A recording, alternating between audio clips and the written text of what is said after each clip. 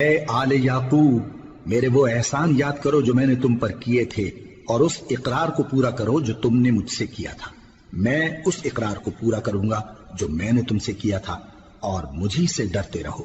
اور جو کتاب میں نے اپنے رسول محمد صلی اللہ علیہ وآلہ وسلم پر نازل کی ہے، جو تمہاری کتاب یعنی تورات کو سچا کہتی ہے، اس پر ایمان لاؤ اور اس سے منکر اول نہ بنو، اور میری آیتوں میں تحریف کر کے ان کے بدلے تھوڑی سی قیمت یعنی دنیاوی منفعت نہ حاصل کرو، اور مجھی سے خوف رکھو، اور حق کو باطل کے ساتھ نہ ملاؤ، اور سچی بات کو جان بوجھ کر نہ چھپاؤ، اور نماز پڑھا کرو اور زکوٰۃ دیا کرو، اور اللہ کے آگے جھکنے والوں کے ساتھ جھکا کرو۔ یہ کیا عقل کی بات ہے کہ تم لوگوں کو نیکی کرنے کو کہتے ہو اور اپنے تئیں فراموش کیے دیتے ہو، حالانکہ تم اللہ کی کتاب بھی پڑھتے ہو؟ کیا تم سمجھتے نہیں؟ اور رنج و تکلیف میں صبر اور نماز سے مدد لیا کرو، اور بے شک نماز گراں ہے، مگر ان لوگوں پر گراں نہیں جو عجز کرنے والے ہیں، جو یقین کیے ہوئے ہیں کہ وہ اپنے پروردگار سے ملنے والے ہیں اور اس کی طرف لوٹ کر جانے والے ہیں۔ اے یعقوب کی اولاد، میرے وہ احسان یاد کرو جو میں نے تم پر کیے تھے، اور یہ کہ میں نے تم کو جہان کے لوگوں پر فضیلت بخشی تھی۔ اور اس دن سے ڈرو جب کوئی کسی کے کچھ بھی کام نہ آئے، اور نہ کسی کی سفارش منظور کی جائے، اور نہ کسی سے کسی طرح کا بدلہ قبول کیا جائے، اور نہ لوگ کسی اور طرح مدد حاصل کر سکیں۔ اور ہمارے ان احسانات کو یاد کرو جب ہم نے تم کو قوم فرعون سے نجات بخشی۔ وہ لوگ تم کو بڑا دکھ دیتے تھے، تمہارے بیٹوں کو تو قتل کر ڈالتے تھے اور بیٹیوں کو زندہ رہنے دیتے تھے، اور اس میں تمہارے پروردگار کی طرف سے بڑی سخت آزمائش تھی۔ اور جب ہم نے تمہارے لیے سمندر کو پھاڑ دیا، پھر تم کو تو نجات دی اور فرعون کی قوم کو غرق کر دیا، اور تم دیکھ رہے تھے۔ اور جب ہم نے موسیٰ سے 40 رات کا وعدہ کیا تو تم نے ان کے پیچھے بچڑے کو معبود مقرر کر لیا، اور تم ظلم کر رہے تھے۔ پھر اس کے بعد ہم نے تم کو معاف کر دیا تاکہ تم شکر کرو۔ اور جب ہم نے موسیٰ کو کتاب اور معجزے عنایت کیے تاکہ تم ہدایت حاصل کرو۔ اور جب موسیٰ نے اپنی قوم کے لوگوں سے کہا کہ بھائیو، تم نے بچڑے کو معبود ٹھہرانے میں اپنی جانوں پر ظلم کیا ہے، تو اپنے پیدا کرنے والے کے آگے توبہ کرو، پھر اپنوں کو قتل کرو، تمہارے خالق کے نزدیک تمہارے حق میں یہی بہتر ہے۔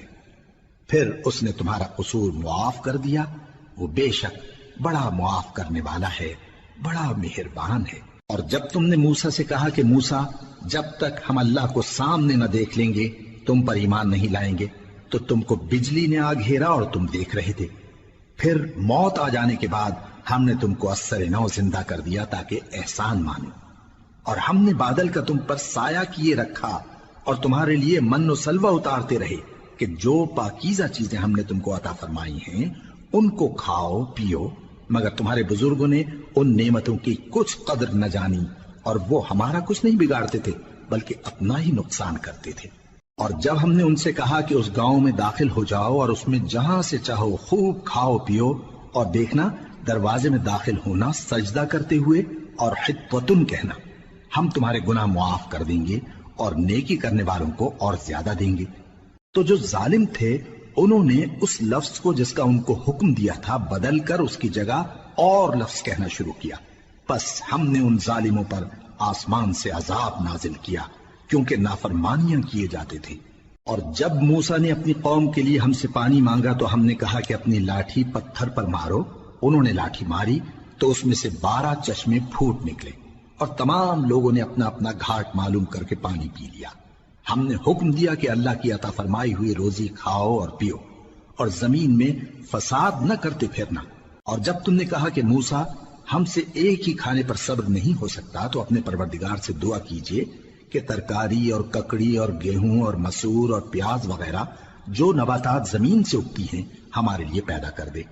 انہوں نے کہا کہ عمدہ چیزیں چھوڑ کر ان کے بدلے ناقص چیزیں کیوں چاہتے ہو؟ اگر یہی چیزیں مطلوب ہیں تو کسی شہر میں جا اترو، وہاں جو مانگتے ہو مل جائے گا۔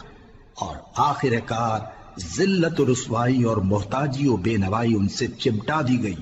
اور وہ اللہ کے غضب میں گرفتار ہو گئے۔ یہ اس لیے کہ وہ اللہ کی آیتوں سے انکار کرتے تھے اور اس کے نبیوں کو ناحق قتل کر دیتے تھے، یعنی اس لیے کہ نافرمانی کیے جاتے اور حد سے بڑھے جاتے تھے۔ جو لوگ مسلمان ہیں یا یہودی یا عیسائی یا ستارہ پرست یعنی کوئی شخص کسی قوم و مذہب کا ہو جو اللہ اور روز قیامت پر ایمان لائے گا اور عمل نیک کرے گا تو ایسے لوگوں کو ان کے اعمال کا صلہ اللہ کے ہاں ملے گا اور قیامت کے دن ان کو نہ کسی طرح کا خوف ہوگا اور نہ وہ غمناک ہوں گے۔ اور جب ہم نے تم سے عہد کر لیا اور کوہ طور کو تم پر اٹھا کھڑا کیا اور حکم دیا کہ جو کتاب ہم نے تم کو دی ہے اس کو زور سے پکڑے رہو اور جو اس میں لکھا ہے اسے یاد رکھو تاکہ عذاب سے محفوظ رہو، پھر تم اس کے بعد عہد سے پھر گئے،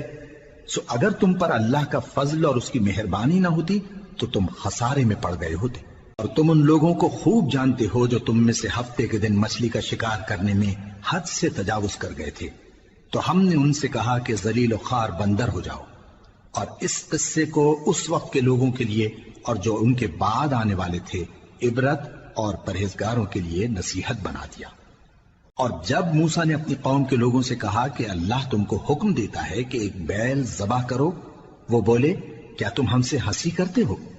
موسیٰ نے کہا کہ میں اللہ کی پناہ مانگتا ہوں کہ نادان بنوں۔ انہوں نے کہا کہ اپنے پروردگار سے التجا کیجئے کہ وہ ہمیں یہ بتائے کہ وہ بیل کس طرح کا ہو۔ موسیٰ نے کہا پروردگار فرماتا ہے کہ وہ بیل نہ تو بوڑھا ہو اور نہ بچڑا بلکہ ان کے درمیان یعنی جوان ہو، سو جیسا تم کو حکم دیا گیا ہے ویسا کرو۔ انہوں نے کہا اپنے پروردگار سے درخواست کیجئے کہ ہم کو یہ بھی بتا دے کہ اس کا رنگ کیسا ہو۔ موسیٰ نے کہا پروردگار فرماتا ہے کہ اس کا رنگ گہرا زرد ہو کہ دیکھنے والوں کے دل کو خوش کر دیتا ہو۔ انہوں نے کہا اب کے پروردگار سے پھر درخواست کیجئے کہ ہم کو بتا دے کہ وہ اور کس کس طرح کا ہو، کیونکہ بہت سے بیل ہمیں ایک دوسرے کے مشابہ معلوم ہوتے ہیں، اور اللہ نے چاہا تو ہمیں ٹھیک بات معلوم ہو جائے گی۔ موسیٰ نے کہا کہ اللہ فرماتا ہے کہ وہ بیل کام میں لگا ہوا نہ ہو، نہ تو زمین جوتتا ہو اور نہ کھیتی کو پانی دیتا ہو، بے عیب ہو، اس میں کسی طرح کا داغ نہ ہو۔ کہنے لگے اب تم نے سب باتیں درست بتا دی۔ غرض بڑی مشکل سے انہوں نے اس بیل کو ذبح کیا جبکہ وہ ایسا کرنے والے لگتے نہ تھے۔ اور جب تم نے ایک شخص کو قتل کیا تو اس میں باہم جھگڑنے لگے، حالانکہ جو بات تم چھپا رہے تھے اللہ اس کو ظاہر کرنے والا تھا۔ چنانچہ ہم نے کہا کہ اس بیل کا کوئی سا ٹکڑا مقتول کو مارو،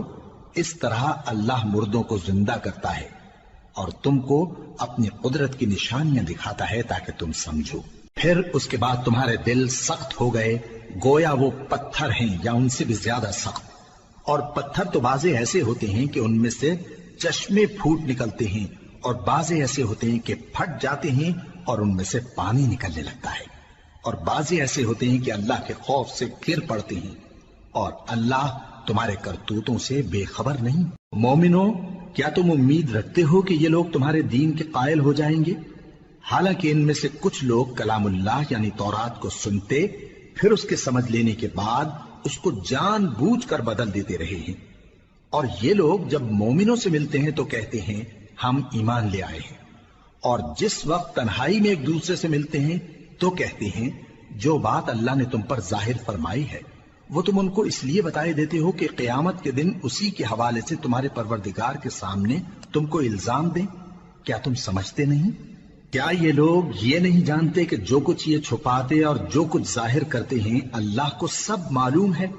اور بعض ان میں ان پڑھ ہیں کہ اپنی آرزوؤں کے سوا اللہ کی کتاب سے واقف ہی نہیں، اور وہ صرف اٹکل سے کام لیتے ہیں۔ سو ان لوگوں پر افسوس ہے جو اپنے ہاتھ سے کتاب لکھتے ہیں اور کہتے یہ ہیں کہ یہ اللہ کے پاس سے آئی ہے تاکہ اس کے عوض تھوڑی سی قیمت یعنی دنیاوی منفعت حاصل کریں۔ سو ان پر افسوس ہے اس لیے کہ بے اصل باتیں اپنے ہاتھ سے لکھتے ہیں، اور پھر ان پر افسوس ہے اس لیے کہ ایسے کام کرتے ہیں، اور کہتے ہیں کہ دوزخ کی آگ ہمیں چند روز کے سوا چھو ہی نہیں سکے گی۔ ان سے پوچھو کیا تم نے اللہ سے اقرار لے رکھا ہے کہ اللہ اپنے اقرار کے خلاف نہیں کرے گا، یا تم اللہ کے بارے میں ایسی باتیں کہتے ہو جن کا تمہیں مطلق علم نہیں؟ ہاں کیوں نہیں، جو برے کام کرے اور اس کے گناہ ہر طرف سے اس کو گھیر لیں تو ایسے لوگ دوزخ میں جانے والے ہیں، اور وہ ہمیشہ اس میں جلتے رہیں گے، اور جو ایمان لائیں اور نیک کام کریں وہ جنت کے مالک ہوں گے اور ہمیشہ اس میں عیش کرتے رہیں گے۔ اور جب ہم نے بنی اسرائیل سے عہد لیا کہ اللہ کے سوا کسی کی عبادت نہ کرنا اور ماں باپ اور رشتہ داروں اور یتیموں اور محتاجوں کے ساتھ بھلائی کرتے رہنا اور لوگوں سے اچھی باتیں کہنا اور نماز پڑھتے اور زکوٰۃ دیتے رہنا، تو چند آدمیوں کے سوا تم سب اس عہد سے منہ پھیر کر پلٹ گئے۔ اور جب ہم نے تم سے عہد لیا کہ آپس میں کچھ تو خون نہ کرنا اور اپنوں کو ان کے وطن سے نہ نکالنا، تو تم نے اقرار کر لیا اور تم اس بات کو مانتے بھی ہو۔ پھر تم وہی ہو کہ اپنوں کو قتل بھی کر دیتے ہو اور اپنے میں سے بعض لوگوں پر گناہ اور ظلم سے چڑھائی کر کے انہیں وطن سے نکال بھی دیتے ہو، اور اگر وہ تمہارے پاس قید ہو کر آئیں تو بدلہ دے کر ان کو چھڑا بھی لیتے ہو، حالانکہ ان کا نکال دینا ہی تم پر حرام تھا۔ یہ کیا بات ہے کہ تم کتاب اللہ کے بعض احکام کو تو مانتے ہو اور بعض سے انکار کیے دیتے ہو؟ تو جو تم میں سے ایسی حرکت کریں ان کی سزا اس کے سوا اور کیا ہو سکتی ہے کہ دنیا کی زندگی میں تو رسوائی ہو اور قیامت کے دن سخت سے سخت عذاب میں ڈال دیے جائیں۔ اور جو کام تم کرتے ہو اللہ ان سے غافل نہیں۔ یہ وہ لوگ ہیں جنہوں نے آخرت کے بدلے دنیا کی زندگی خریدی، سو نہ تو ان سے عذاب ہی ہلکا کیا جائے گا اور نہ ان کو اور طرح کی مدد ملے گی۔